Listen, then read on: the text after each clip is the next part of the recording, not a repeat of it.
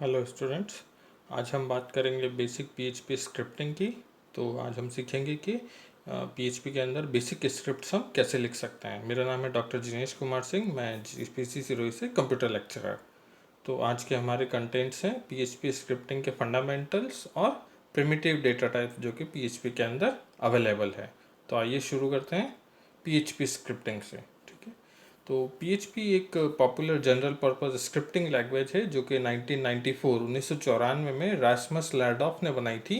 इसका full form है PHP hyper text pre processor, और इसका ओरिजिनल नाम जो था वो था पर्सनल होम पेज PHP। ठीक है, जिसको बाद में चेंज करके हाइपर टेक्स्ट प्री प्रोसेसर ये नाम दिया गया। PHP एक बहुत ही ज़्यादा यूज़ की जाने वाली ओपन सोर्स और free server side scripting language है जो कि बहुत ही आसानी से सीखी जा सकती है।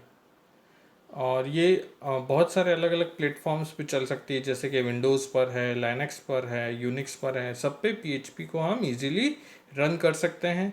PHP के थ्रू हम बहुत सारे डेटाबेसेस को भी कनेक्ट कर सकते हैं और इसको आसानी से सीख सकते हैं। सर्वर पे ये बहुत ही एफिशिएंटली रन होती है। और जो PHP की कोड फाइल होती है उसके अंदर हम HTML, CSS, जावास्क्रिप्ट और PHP का कोड मिला के लिख सकते हैं। और ये जो PHP की फाइल होती है ये सर्वर साइड पे एग्जीक्यूट होती है, और जो आउटपुट होता है वो एज अ प्लेन HTML हमको क्लाइंट साइड पे प्राप्त होता है। और PHP फाइल का जो एक्सटेंशन है वो है .php, है ना। और इस लैंग्वेज के थ्रू, PHP के थ्रू हम बहुत ही आसानी से डायनेमिक वेब पेज के कंटेंट्स को जनरेट कर सकते हैं। तो अब हम बात करते हैं बेसिक PHP स्क्रिप्टिंग की। तो PHP की स्क्रिप्ट लिखने के लिए हमारे यहाँ पर सिंटैक्स देखिए, हम एंगुलर ब्रैकेट क्वेश्चन मार्क और PHP इस तरह से लिखते हैं। उसके बाद में हम PHP का कोड लिखना शुरू करते हैं और फिर लास्ट में क्वेश्चन मार्क और क्लोजिंग एंगुलर ब्रैकेट, इस तरह से हम PHP के स्क्रिप्ट को क्लोज करते हैं। ठीक है, तो जो डिफ़ॉल्ट एक्सटेंशन है PHP फाइल का वो है .php, जिसके अंदर हम HTML टैग्स और PHP स्क्रिप्ट दोनों मिला के लिख सकते हैं। और PHP को रन करने के लिए हमको एक वेब सर्वर की ज़रूरत होती है। तो जनरली हम XAMPP के थ्रू इंस्टॉल करके अपाचे वेब सर्विस के थ्रू PHP को स्क्रिप्ट को रन करते हैं। तो XAMPP एक फ्रीली अवेलेबल सॉफ्टवेयर है जिसको हम apachefriends.org इस वेबसाइट से डाउनलोड करके बहुत ही आसानी से इंस्टॉल कर सकते हैं। XAMPP की फुल फॉर्म है, इसमें अपाचे होता है, MySQL होता है, PHP और पर्ल होती है। तो हमको PHP रन करने के लिए एक वेब सर्वर चाहिए, तो अपाचे वेब सर्वर हमको इसमें मिल जाता है। ये एक XAMPP का कंट्रोल पैनल है जिसमें यहाँ पर देखिए ग्रीन पे अपाचे टिक किया हुआ है। इसका मतलब अपाचे सर्विस अभी रन है, और पोर्ट नंबर 80 और 443 यानी कि HTTP और HTTPS दोनों के लिए ये सर्विस अभी अवेलेबल है। तो ये सेटिंग होने के बाद और XAMPP स्टार्ट करने के बाद हम अपनी PHP स्क्रिप्ट्स को रन कर सकते हैं। ठीक है, तो जैसे कि यहाँ पर एक एग्जांपल PHP का प्रोग्राम हमने लिखा है जिसमें हमने ऊपर HTML और बॉडी टैग लिखा है, एक H1 हेडिंग दी है जिसके अंदर हमने लिखा है माय फर्स्ट PHP पेज, और उसके बाद हमने PHP का कोड शुरू किया है जिसमें हमने लिखा है इको हेलो वर्ल्ड। तो इको एक PHP का कीवर्ड है जो कि प्रिंटिंग के काम आता है। तो ये हमारे को वेब पेज पे प्रिंट कर देगा हेलो वर्ल्ड। ठीक है, उसके बाद में हमने PHP के स्क्रिप्ट को क्लोज किया है, बॉडी टैग को क्लोज किया है और HTML टैग को क्लोज किया है। नाउ अब इस फाइल को हम सेव करते हैं एज ए example1.php, ex1.php। और इस फाइल को हमको यहाँ रखना होता है, एक फोल्डर होता है htdocs।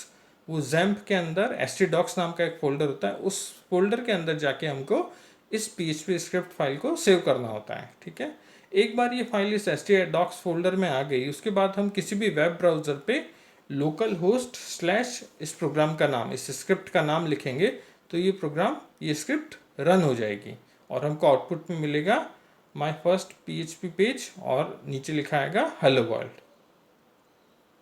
ठीक है, अब हम बात करते हैं कमेंट्स की। तो कमेंट्स PHP में तीन टाइप्स के होते हैं। एक है डबल लाइन से जो एक सिंगल लाइन का कमेंट हम कर सकते हैं, एक हैश सिंबल से भी हम एक सिंगल लाइन का कमेंट्स कर सकते हैं, और एक थर्ड जो है मल्टीपल लाइन्स का कमेंट है, वो भी हम बैकस्लैश स्टार और स्टार बैकस्लैश से हम मल्टीपल लाइन का कमेंट्स क्रिएट कर सकते हैं। PHP की केस सेंसिटिविटी, तो जितने भी कीवर्ड्स हैं PHP के अंदर, जैसे कि इफ, एल्स, व्हाइल, डू, जो भी क्लासेस के नाम से या फंक्शंस के नाम है वो सब केस सेंसिटिव नहीं होते हैं। मीन्स इको को मैं कैपिटल में भी लिख सकता हूँ, स्मॉल में भी लिख सकता हूँ, और या मिक्स केस में भी लिख सकता हूँ, तब भी ये सेम रहेगा, ऑल आर सेम, ठीक है।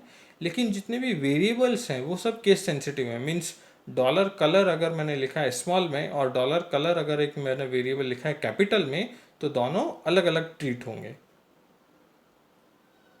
अब हम बात करते हैं पीएचपी वेरिएबल्स की। तो पीएचपी के अंदर जितने भी वेरिएबल्स होते हैं वो डॉलर साइन से स्टार्ट होते हैं, ठीक है।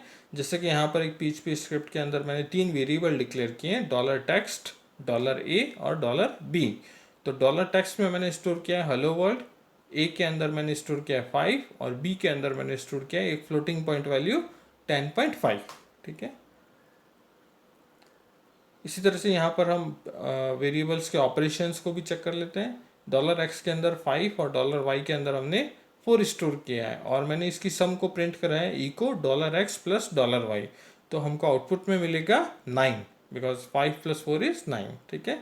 तो ये जो है इको स्टेटमेंट डॉलर एक्स और डॉलर वाई की वैल्यू को प्रिंट कर लेगा।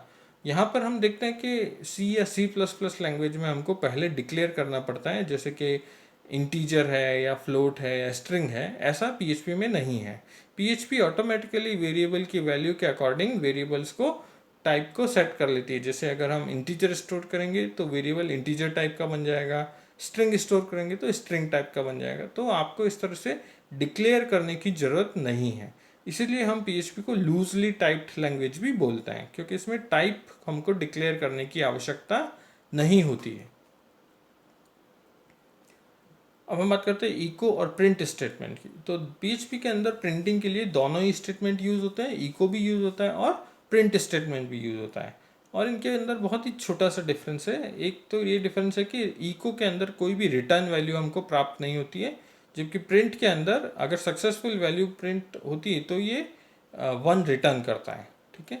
इसी तरह से अनदर डिफरेंस एक छोटा सा ये है कि इको के अंदर हम मल्टीपल पैरामीटर्स को पास कर सकते हैं और जो है प्रिंट के अंदर एक ही लाइन के अंदर मल्टीपल आर्ग्यूमेंट्स नहीं होके एक ही लाइन के अंदर पूरी स्ट्रिंग हमको लिखनी पड़ती है। और इको जो है रिटर्न नहीं करता है वैल्यू, इसलिए ये प्रिंट से थोड़ा सा फास्टर भी होता है। तो यहाँ पर जैसे कि हम एग्जांपल देखते हैं, ऊपर इको के थ्रू हमने एक हेडिंग प्रिंट की H2 PHP is fun। Next line में हमने हेलो वर्ल्ड प्रिंट किया है और उसके नेक्स्ट लाइन में हमने मल्टीपल आर्ग्यूमेंट्स दिए हैं, this string is in parts. इस तरह से अलग अलग पार्ट्स में हमने एक स्ट्रिंग को प्रिंट कराया है। नेक्स्ट नीचे जो एग्जांपल है उसमें हमने प्रिंट काम में लिया है इको की जगह और वहाँ पर हमने लिखा है PHP इज फन और हेलो वर्ल्ड। तो यहाँ पर देखिए हमने सिंगल आर्ग्यूमेंट्स ही दिए हैं प्रिंट के अंदर, जबकि इको के अंदर मैं मल्टीपल आर्ग्यूमेंट्स दे सकता हूँ। अब हम बात करते हैं पीएचपी के डेटा टाइप्स की।